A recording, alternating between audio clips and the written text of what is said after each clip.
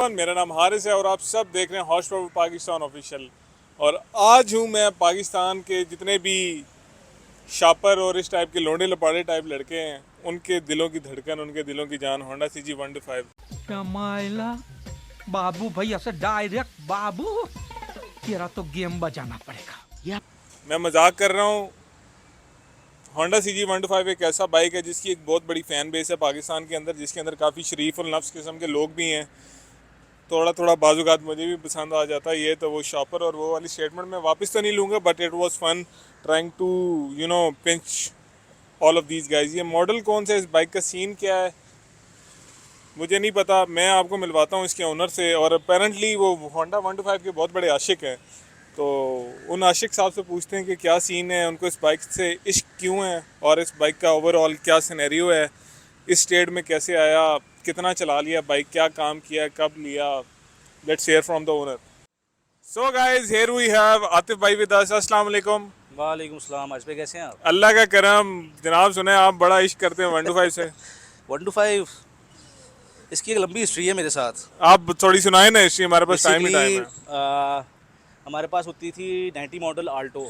अच्छा अब उसका नाम मेरान है, उस टाइम होती थी आल्टो। अच्छा। तो हमारे घर में जगह नहीं थी, तो हमारी गली में होती थी एक वर्कशॉप, जहाँ पे मेरे वालिद साहब की बाइक यामाहा 84 मॉडल गोल हेटों वाला, मेरे तैयबू की बाइक मेरे ख्याल 84 थी, ब्लैक कलर की जो पतली टंकी वाली 70 होती थी वो, और वो आल्टो वो वहाँ पे खड़ी होती थी।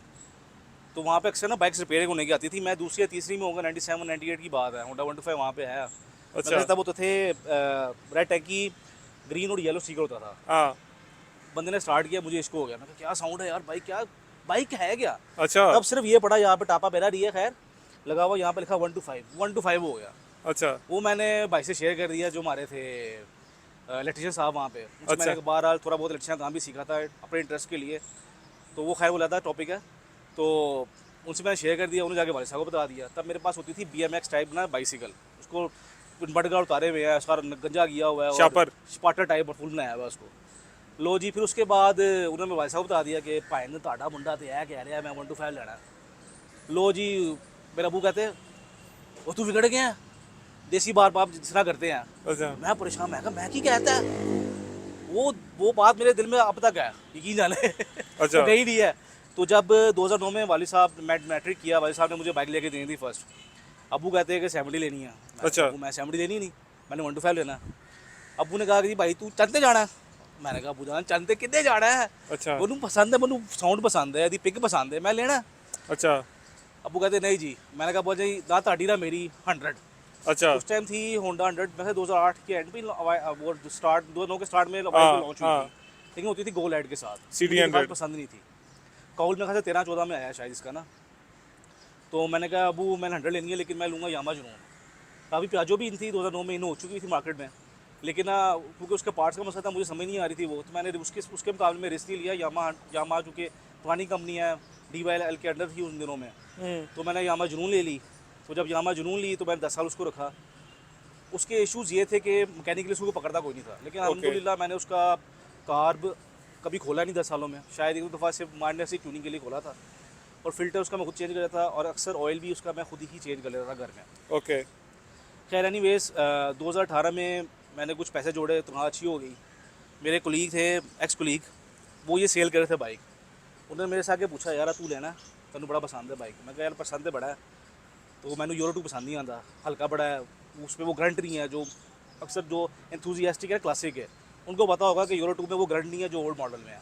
बेशक इसकी फ्यूल कंजप्शन ज़्यादा है, इसकी वाइब्रेशन भी ज़्यादा है, इसकी पिक ज़्यादा है अलबत्ता, लेकिन जो ग्रंट है ना वो इसी में मिलता है। 2012 तक जो मॉडल है उसमें ग्रंट है, ये सब लोग मानते हैं इस चीज़ को। ओके। उसके बाद फिर मैंने उसे 60,000 का मैंने उसे लिया। उन्होंने कहा यार 60 का रेट लगा है। मैं कहा यार दे दो 60 का। मैंने बाइक कंप्लीट थी, मैंने ले लिया। सिर्फ इसमें हेड का मैंने आपका काम कराया, तकरीबन 10,000 लगे इसके ऊपर ना। 2000 जनवरी 2018 में मैंने लिया।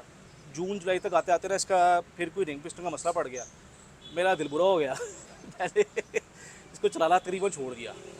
फिर उसके बाद 19 पे शादी हो गई, फिर उसके बाद आगे कोरोना आ गया, ये बहुत कम चलता। कभी कभी मैं इसका ऑयल चेंज करवा लेता, लेकिन दिल खट्टा हो गया हुआ था, यानी कि ना मैं इसको वजह दे रहा हूँ। हेडलाइट टूट गई, इंडिकेटर टूट गए, बाइक एक तरह से रफ कंडीशन में आ गया था, ना उसको मैंने वॉश करना ना कुछ करना। कोरोना के दिनों में ज़्यादा इस्तेमाल हुआ, तब तो बिल्कुल ही इंजन इसका वो बैठ गया, सेंसर से धुआं नहीं कर रहा है ऐसे जैसे आपने टंकी स्प्रे किया हो। उसके बाद मार्च 2020 में आखिरी दफ़ा चला ये, फिर ये बंद हो गया।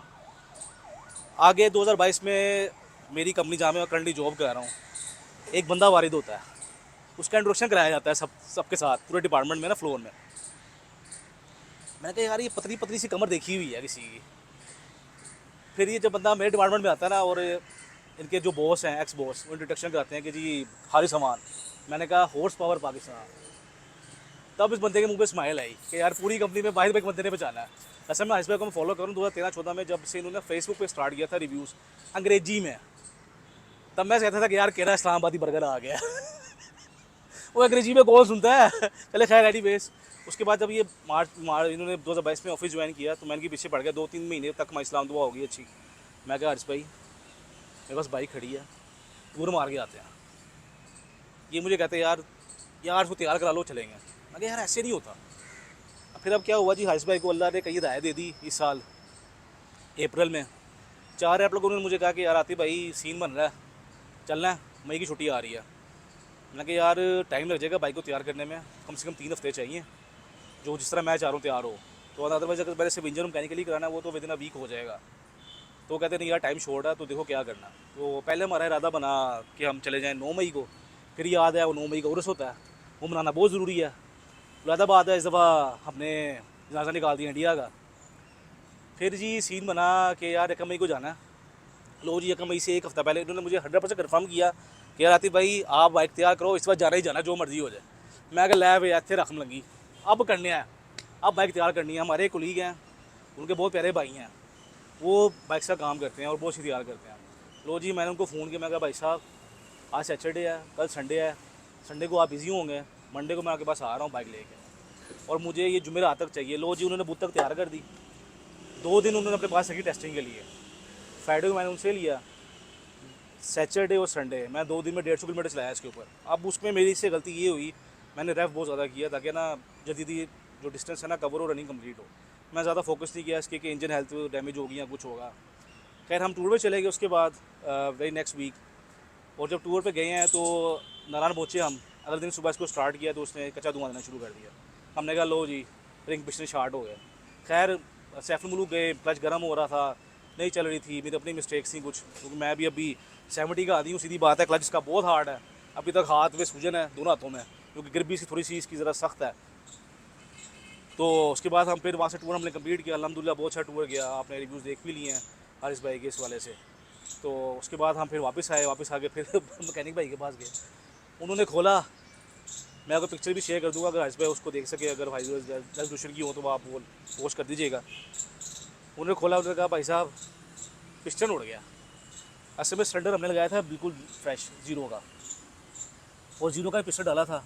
उसके बाद ही फिर इसको बोर करना पड़ा, तो फिर 50 का पिस्टन लगाया। अब उसके बाद फिर अब मैं इस टाइम इसकी फिर दोबारा से रेडी कर रहा हूँ। मैं डाई हार्ड फ़ैन हूँ ओल्ड क्लासिक का, न्यू का नहीं। आतिफ भाई अब मैं आपको रोकूंगा यहाँ पे।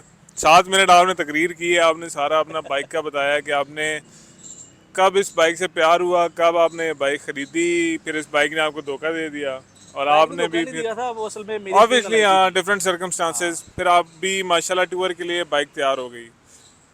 एक सवाल है जो अक्सर मैं कई लोगों से पूछता हूँ, जो मुझे मेरा एक डायलॉग है 125 के बारे में कि ये एटलस होंडा से बड़ा बाइक है, मतलब एटलस होंडा जो कंपनी है उससे भी बड़ा है 125 का जो इमेज है। आप क्या कहते हैं इस बारे बिल्कुल में? ऐसे है, इमोशंस भी है इसके साथ, हाँ इसके साथ इमोशन है, जो स्पेशली जो साउंड है ना इसका, मैं कहा तो बस आप यकीन करें तैयार होकर जब मुझे मिला ना, मेरे से कंट्रोल ही नहीं हुआ थ्रोटल इसका। हाँ मैंने कहा भाई गियर डाउन थ्रोटल अप, चलो लेट्स गो।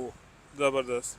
अच्छा थोड़ा सा मोटा मोटा एक्सपेंस बता दें, आपने बाइक का सारा इंजन तैयार करवाया, आपका तकरीबन कितना खर्चा हुआ इसके असल में ना मैंने फोकस किया कि मैं होंडा के ही पार्ट्स डालूँ, जेन्युइन पार्ट्स? जेन्युइन पार्ट्स डालूँ, किसी और कंपनी के ना डालूं। तो जो Okay. इंजन वाइज ना सारे पार्ट्स जी वो सारे होंडा के हैं। ठीक है, तो सनसर हमने वैसे अभी यूज ही ले लिया था क्योंकि फुल टाइम ही टेस्टिंग के लिए। ओके तो अभी जो है चूँकि ये अभी फाइनल नहीं है शेप, ये सिर्फ अभी टाइमिंग हमने टूर के अरेंज किया था। हाँ बाइक अभी मैकेनिकली ठीक हुआ है, Mechanical 100% कॉस्मेटिक्स रहते हैं इसके। कॉस्मेटिक वाइज ना ये अभी टाइम लेगा, 1 महीना इसमें मजीद लगना है। हाँ। केडीएम क्रोम जो भी पार्ट्स Okay. हैं, जो पेंट होना है, चेसी पेंट होनी है, ठीक है। अभी सारा खुलेगा, रिम चेंज होने हैं, जो होना है वो सारा कुछ होगा, सन से भी इवन चेंज होगा। ये फॉर टाइमिंग हमने यूज़ में ही ले लिया था, हमें अच्छा मिल गया था। हमने कहा चलो गाड़ी से हम अपना टूर निकालें। तो अभी हम इंशाल्लाह इरादा है एक टूर और करेंगे, ताकि हमें बाइक की फाइनल कैपेसिटी जो भी इसकी कैपेसिटी है ना, ये मजीद मार खा सकता है कि नहीं खा सकता, ताकि मुझे भी कंफर्म हो जाए, तसल्ली हो जाए ना कि यार हाँ भाई पैसा लगाऊंगा अब इसके ऊपर, otherwise I will sell it and buy a new one. Okay, अभी तो खैर इंजन का बताएं ना कि इंजन पे कितना पैसा लगा है। इंजन पे तकरीबन लग गया है हारिस भाई, आप कह सकते हैं अराउंड 50 इश। सारा कुछ करा के ये अगर सारा कुछ करवाएं तो उससे 65 लगा है।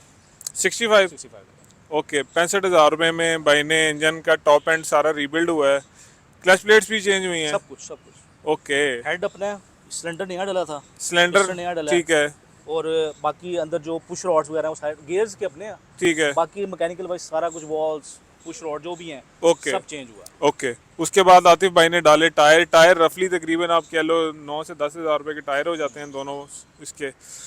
मतलब है कि ये जो टूर है ये तकरीबन 75,000 रुपये में पड़ गया बाइक के ऊपर। जो बाइक पड़ा है, बाइक पड़ा टूर से ज्यादा महंगा पड़ा है। हाँ, लाख एक रुपए में हुआ है टूर आतिफ भाई का कहीं जाके। खैर माशाल्लाह इट वाज वेरी क्या कहते हैं फन राइडिंग अलोंग, और बहुत कम होते हैं कि आपको ऐसे अपने शौक वाले लोग मिलते हैं।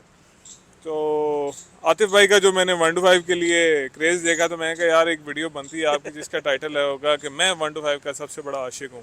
125 ऐसा। हाँ, और आपकी तस्वीर होगी। तो I guess this sums it up. Atif भाई जाते जाते आपने इसकी साउंड सुनवानी है, क्योंकि ज़रूर, अगर ज़रूर। होंडे की आपको पता है, जब से मैं लाहौर आया हूँ ना मुझे पता चला कि ये 125 नहीं है, ये होंडा है। होंडा, हाँ लाहौर में से होंडा है। हाँ, बहुत से लोगों को पता होगा इस चीज़ के बारे में। बिल्कुल ऐसे ही है। 70 को 70 कहते हैं, नहीं होंडा 70 को, हाँ। और इसको कहते हैं होंडा। ये होंडा है जी।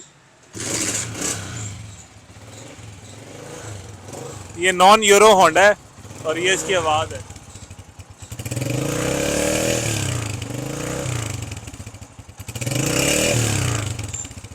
भाई ने अभी बहुत पैसा लगा दिया, वरना हम इसको एक दफ़ा फुल रैप करते। Any of which ways Atif भाई जज़ाकल्लाह, बहुत मज़ा आया आपकी ये बचपन की मोहब्बत की बचपन की मोहब्बत सारी आपसे डिस्कशन करके। एंड बस वही बात है कि ये 20s के सपने जो 30s में पूरे हो रहे हैं, अल्हम्दुलिल्लाह पूरे हो रहे हैं 30s में। 30s से आगे ना जाएं, ये अल्लाह पाक बस रहम करें यहाँ पे। Thank you very much for watching this video. Thank you Atif भाई। अल्लाह हाफिज़। अल्लाह हाफिज़।